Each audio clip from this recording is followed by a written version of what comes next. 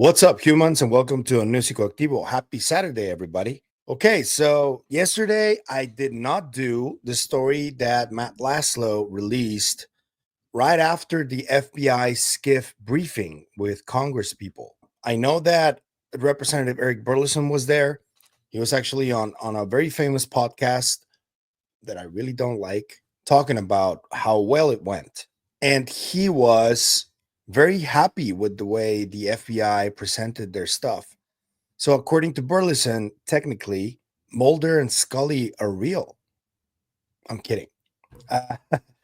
But yeah, there's been an office investigating UFOs. And if you guys remember last year when the whole drone situation was going on, there were those who claimed that officers or agents were actually being followed by some of these drones. I did ask around, and some of these officers were FBI, and they are the ones who have been investigating on the outside, because there's AARO, the Pentagon office from the Pentagon, and then there's the FBI, who is independently investigating UFOs.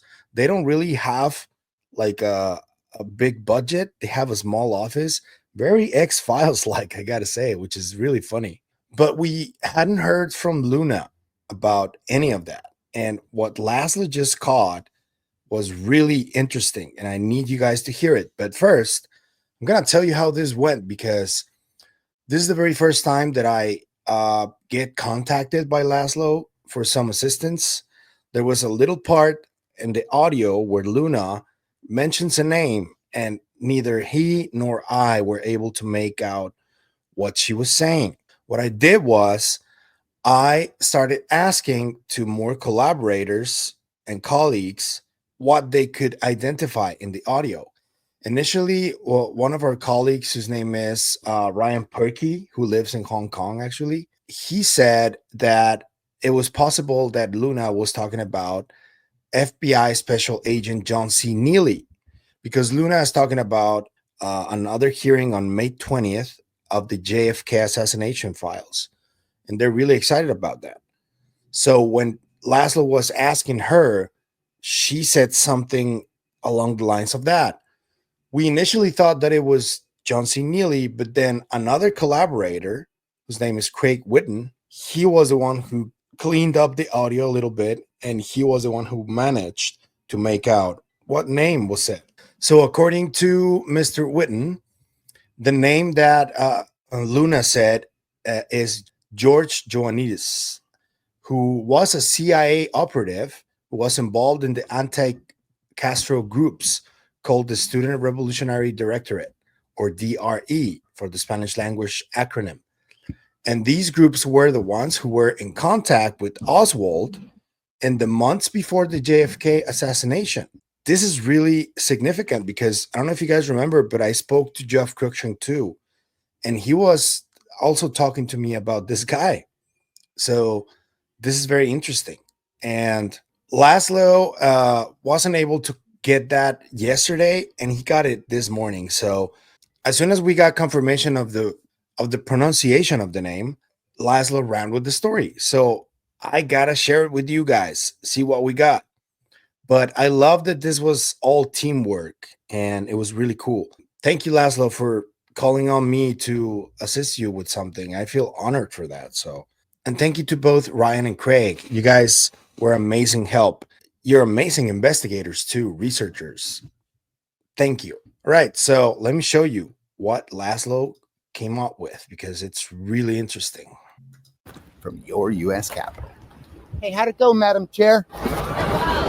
So I heard we're going to get a JFK hearing on the 20th. We do. We have some great witnesses, and also Ogie and I uncovered 6 boxes of the Ioannidis files.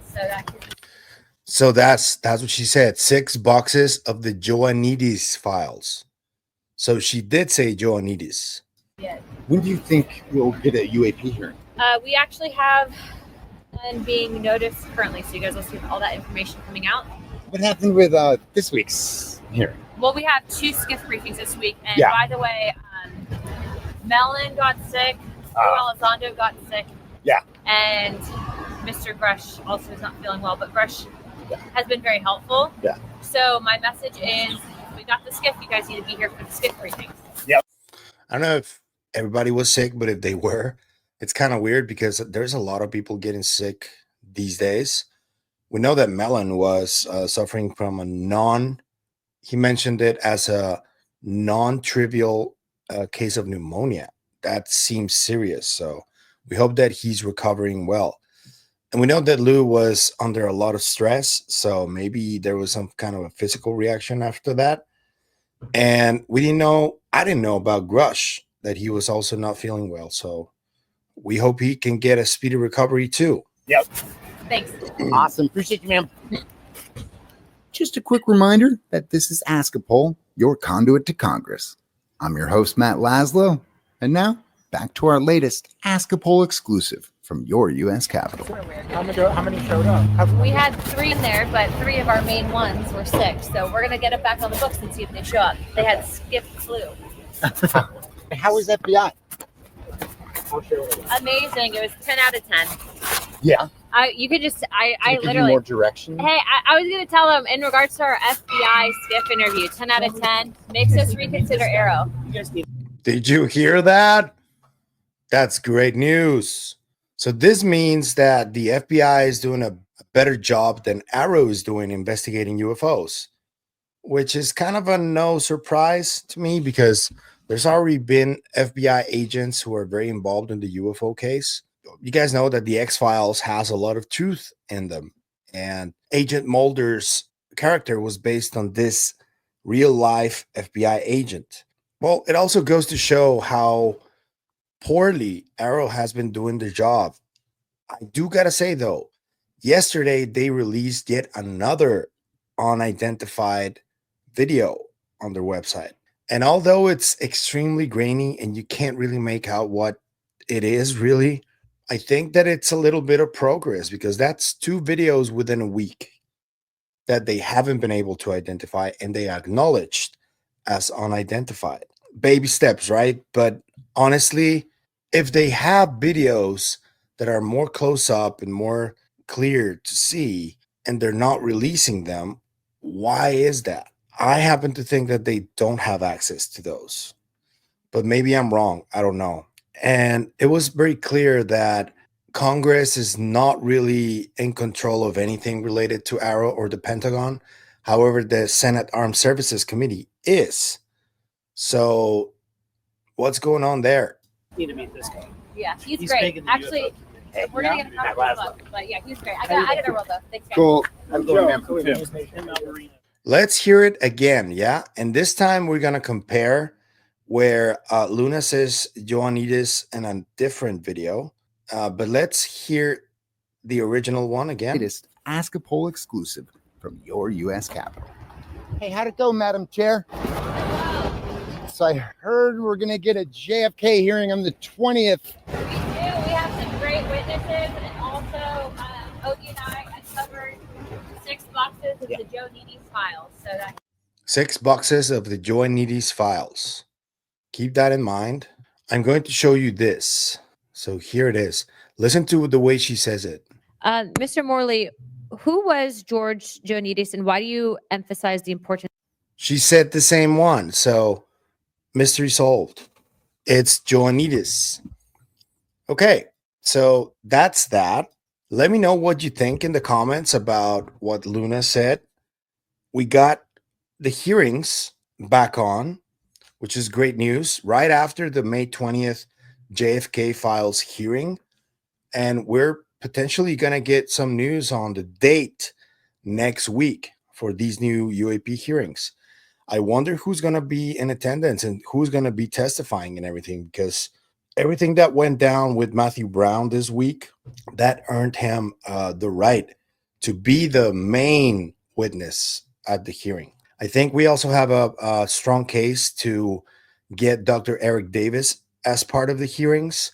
Just those 2 alone would be an incredible hearing if no obstructions happen of any kind, if you know what I mean. And the 3rd witness, if they were to get a 3rd one, I would go for a hostile one. So I would go for James Lakatsky or Colm Kelleher or maybe even Jay Stratton. Those three guys, or also Dr. Kit Green would be a good idea, because those guys are very suspicious, in my opinion, in terms of some of them have already stated that they wouldn't testify.